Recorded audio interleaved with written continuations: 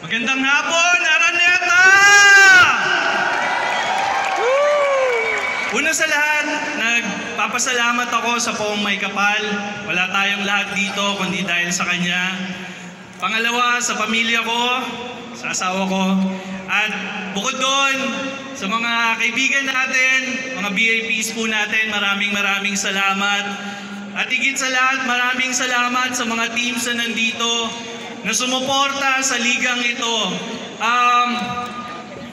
Yung PSBL, nagsimula to sa pangarap ko or pangarap nating lahat na makalaro or makatungtong sa court na to, Smart Araneta Coliseum.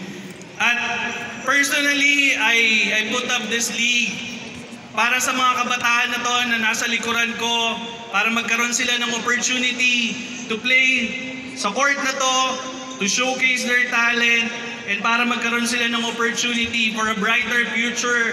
Kasi dahil sa larong basketball na to, maraming magbubukas sa future ng mga batang na to.